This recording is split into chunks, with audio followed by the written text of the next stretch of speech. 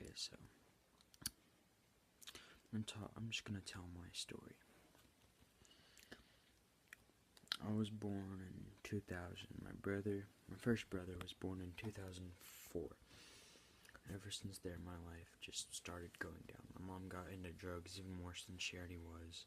She stopped paying attention to me, and I grew up really, really fast. Like I didn't have time to be a kid. I was at the age of 4. I was cooking for my brother, and then a year later, I had a sister.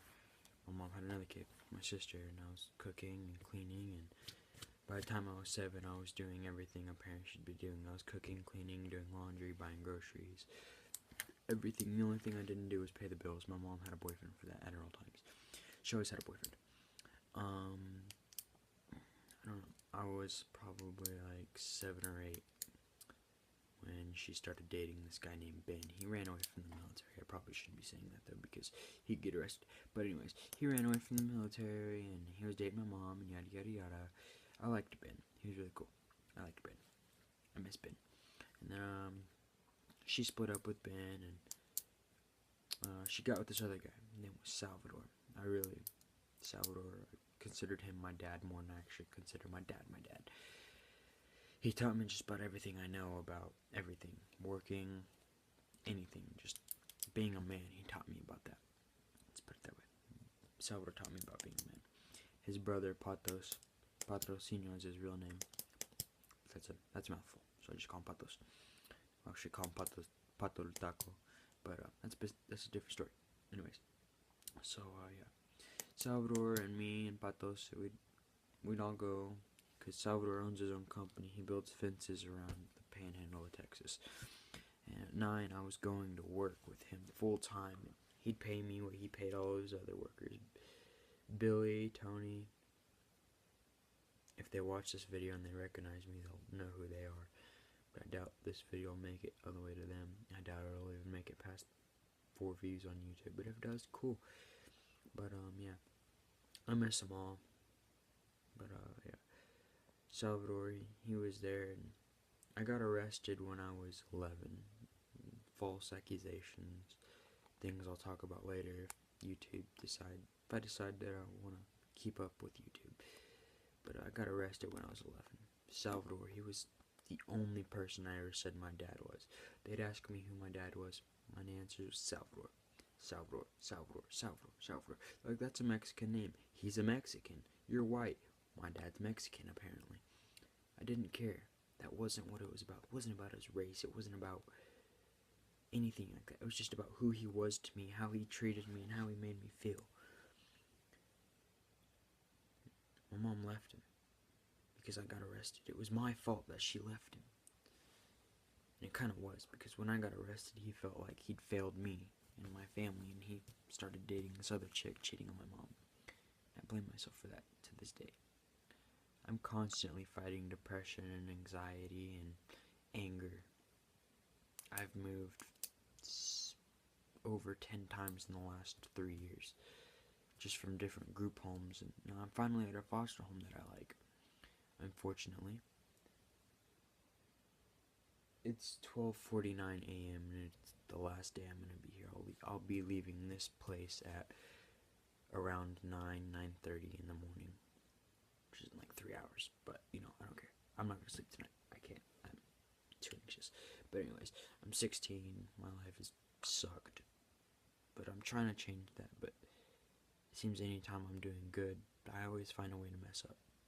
The reason I'm leaving this place, and it's my aunt and uncle's house. They took me in, they treated me well, they did everything they could for me to make me successful. And I wanted to fit in and have friends, so I went and I smoked weed. Yeah, smart move, Mark, smart move. No, it wasn't a smart move, it was really dumb, because it's my first time I ever smoked weed. People caught on pretty quick that I was high. Like, people say cloud 9, I found cloud 20,000, like, it was scary. I don't ever want to do that again. It scared me. Like, my body went limp. I couldn't feel anything. My friends were beating me, trying to get me up, and Mark, you need to go back to school. Mark, you need to go back to school. Like, we're not playing, bro. Like, I couldn't move at all. Like, I could feel what they were doing, but I couldn't control my body. Like, they were moving me around, trying to walk me. They'd let go and I'd just fall limp to the floor. I couldn't control anything. I couldn't even control my face. I knew what I wanted to say and what I wanted to do, but the words wouldn't come and the actions wouldn't happen. So, long story short, I'm never doing drugs again. That was scary. I didn't like it. But no, I decided to go and smoke weed because I wanted to fit in with my friends. No, not the right thing to do. And I was arrested when I was 11, and I just got out when I was 15. I got out on St. Patrick's Day 2016. My birthday's on August 1st. I got arrested March 7th in 2012, and I was released January, February, March 17th, I believe. Yeah, St. Patrick's Day of 2016.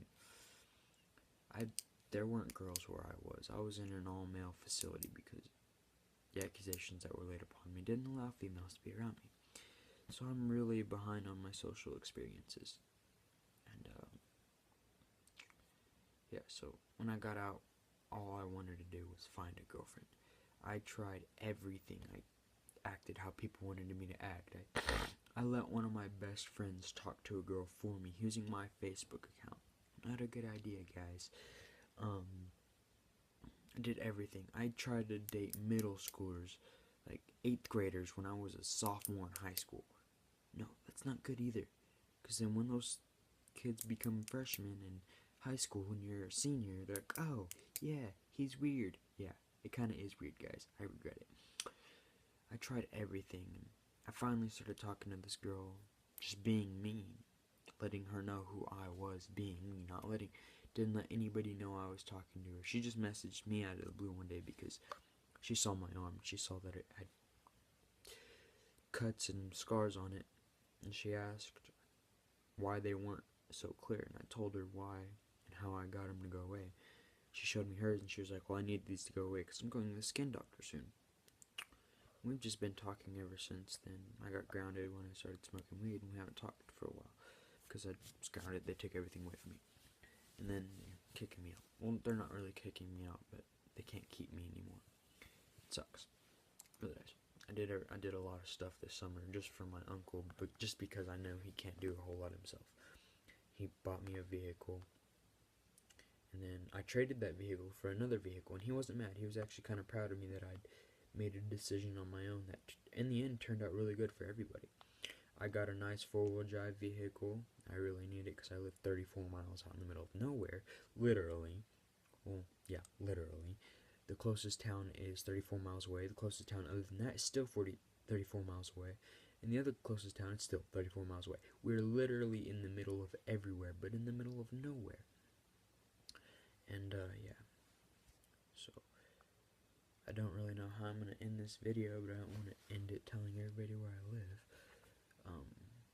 I did a lot this summer. I helped them haul rock.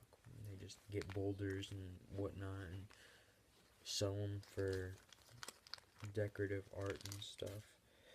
Just everything. And I built fences, and I helped them cut balls off of cows, and I helped them brand and build fences and give sheep medicine and get goats and just everything. And I didn't care because I loved it. I loved the experience of being on the ranch. I felt like I was me. I helped break in, well, not break it, but retrain it because it hadn't been rode in God knows how long. And it was freaking out last time their daughter tried to ride my cousin. And they were like, Mark, you shouldn't get on the horse. Mark, you shouldn't get on the horse. Mark, you shouldn't get on the horse. Me being the stupid person I am, I get on her bareback.